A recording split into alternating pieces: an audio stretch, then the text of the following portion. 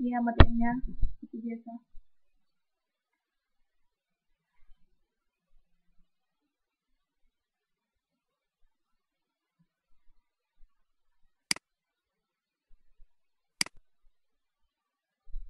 Selamat pagi, salam sejahtera untuk kita semua. Pertemuan pagi hari ini belajar kimia materi bab 2 yaitu termokimia. Termokimia merupakan cabang ilmu kimia yang mempelajari dinamika atau perubahan reaksi kimia dengan mengamati panas atau termalnya saja. Dalam bab termokimia, kita mempelajari satu asas kekekalan energi yang mencakup pengertian sistem dan lingkungan, B. Entalpi atau H, dan perubahan entalpi atau nanti delta H, kemudian C. Reaksi eksotem dan endotem, D. Kalau reaksi, E. Reaksi eksotem dan endotem, F. Persamaan termokimia, G. Jenis dan penentuan perubahan entalpi, H. Perubahan bahan bakar. Tapi dalam pertemuan hari ini, kita hanya membahas sampai dengan F, yaitu persamaan termokimia. Apa itu asas kekekalan energi? Asas kekekalan energi menyatakan bahwa energi tidak dapat diciptakan atau dimusnahkan, tetapi dapat diubah dari bentuk satu ke bentuk yang lain. Jadi kalor yang dihasilkan pada pembakaran kayu atau minyak tanah bukannya hilang, tetapi diserap oleh molekul-molekul udara atau benda-benda lain di sekitarnya dan diubah menjadi bentuk energi lain. Misalnya menjadi energi kinetik, Asas kekekalan energi inilah yang disebut juga hukum pertama termodinamika. Baik, kita lanjutkan bagian A, yaitu sistem dan lingkungan. Reaksi atau proses yang sedang menjadi pusat perhatian kita disebut dengan sistem, yaitu lingkungan, yaitu segala sesuatu yang berada di sekitar sistem. Ya. Sistem itu berinteraksi dengan lingkungan. Seperti yang kita lihat pada gambar, yang menjadi sistem di sini yaitu air, kemudian ini ada termometernya ya, larutannya ini. Lingkungannya itu udara dan kelas kimia. Sistem dapat dibagi menjadi 3 bagian, 1. Sistem terbuka, 2. Sistem tertutup, 3. Sistem terisolasi. Yang dimaksud dengan sistem terbuka yaitu dapat mengalami pertukaran materi dan energi dengan lingkungan. Sedangkan sistem tertutup dapat mengalami pertukaran energi tetapi tidak mengalami pertukaran materi dengan lingkungan. Kemudian yang dimaksud dengan sistem terisolasi yaitu tidak dapat mengalami pertukaran materi dan energi dengan lingkungan. Contohnya ini. Ya, ini sistem terbuka, sistem tertutup, kemudian ini sistem terisolasi. Ya. Transfer atau pertukaran energi antara sistem dan lingkungan dapat berupa kalor. Kalor itu disingkat dengan Q, atau bentuk energi lainnya yang setara kolektif yang kita sebut dengan kerja, simbol kerja yaitu W. Kemudian bagian B, tanda untuk kalor dan kerja. Misalkan ini lingkungan, ya, yang di dalamnya ini adalah sistemnya. Di dalam sistem ini ada positif Q, positif W, negatif W, dan negatif Q. Artinya, satu, sistem menerima kalori yaitu Q bertanda positif. Seperti ini, positif Q. Nah, jika sistem membebaskan kalor, berarti Q bertanda negatif. Kemudian, jika sistem melakukan kerja, ya, berarti sistem W bertanda negatif. Ya. Kemudian sistem menerima kerja, berarti di sini bertanda positif. Itu terjadi dalam sistem, dan ini sistemnya terbuka. Ya. Sistem terbuka. Kemudian yang C, energi dalam atau E, di mana jumlah energi yang dimiliki oleh suatu zat atau sistem disebut energi dalam atau internal energi dan dinyatakan dengan lambang E. Namun, dalam termokimia kita hanya akan berkepentingan dengan perubahan energi dalam.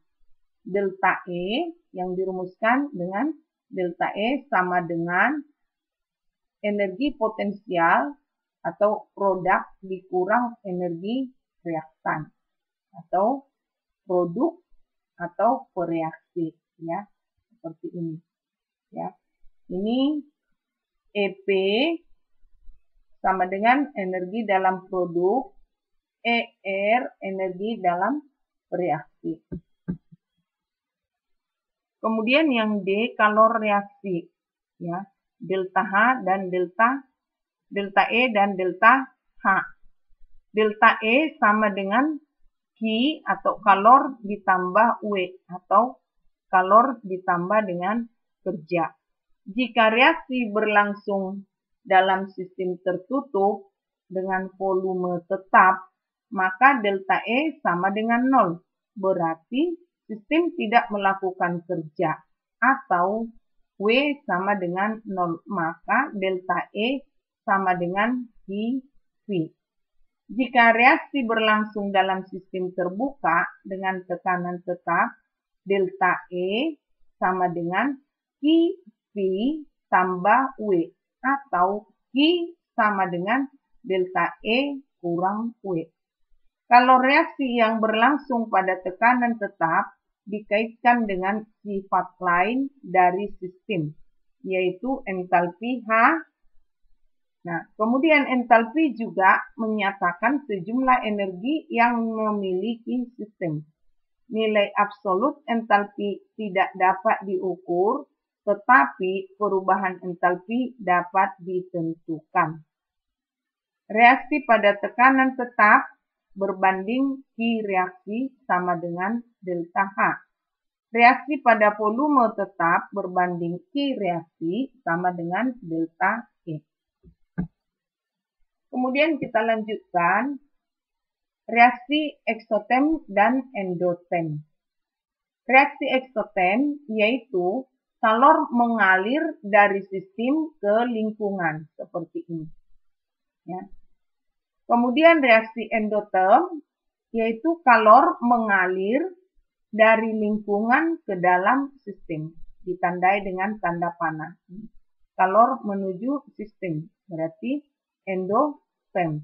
Di sini sistem, di sini kalor mengalir dari sistem ke lingkungan. Ya, ini eksoterm, ini endoterm. Entalpi produk atau HP, entalpi bereaksi atau HR. Reaksi eksoterm berbanding atau adalah delta H sama dengan kalor produk dikurang kalor reaktan lebih besar dari 0. Artinya delta H bertanda positif. Nah, dalam reaksi endoterm, delta H sama dengan H produk dikulang HR lebih kecil dari 0. Bertanda negatif. Jadi diingat, ya, Ibu ulangi. Jika reaksi eksoterm, delta H bertanda positif. Jika reaksi endoterm, delta H bertanda negatif. Bagaimana perubahan entalpi pada reaksi eksoterm dan endoterm? Dapat dinyatakan dengan diagram tingkat energi seperti di bawah ini. Kita lihat hubungan antara produk dan reaktan. Nah, dari sini terlihat gambar ini delta H lebih kecil dari 0, di mana delta H sama dengan H produk dikurang H reaktan. Di sini tandanya menuju ke atas. Artinya H produk itu lebih besar dibanding H reaktan. Kemudian untuk reaksi eksoterm, delta H itu bertanda negatif atau sama dengan H produk dikurang H reaktan lebih kecil dari 0. Di mana H produknya itu lebih kecil dibanding H reaktan. Terlihat tanda panahnya menuju ke bawah. Kita lanjutkan yang F, persamaan termokimianya. Persamaan termokimia adalah persamaan reaksi yang mengikutsertakan perubahan entalpinya. Kita contohkan, pada pembentukan 1 mol air dari gas hidrogen dengan gas oksigen dibebaskan 286 kJ. Persamaan termokimianya adalah H2, yaitu ditulis gas, ditambah setengah O2 gas menjadi H2O liquid. Delta H sama dengan negatif 286 kJ. Artinya, ini tanda negatif membebaskan kalor sebesar 286 kJ. Itu artinya reaksi ini delta H ini negatif, reaksi ini berarti reaksi eksoterm. Karena delta H bertanda negatif. Atau kalau ini dikali 2 supaya tidak pecahan, reaksi di atas dikali 2, koefisiennya dikali 2, ini jadi 2, 1 dikali 2, 2. Setengah dikali 2, 1. Di sini 1 dikali 2, 2. Kemudian delta H-nya juga dikali 2. Diingat, delta H juga dikali 2. Jadi negatif 572 kJ. Jika koefisien reaksinya dikalikan 2, maka harga delta H reaksi juga harus dikali 2. Demikian penjelasan Ibu pada pagi hari ini. Pertemuan hari ini semoga bermanfaat untuk anak-anakku sekalian. Selamat pagi.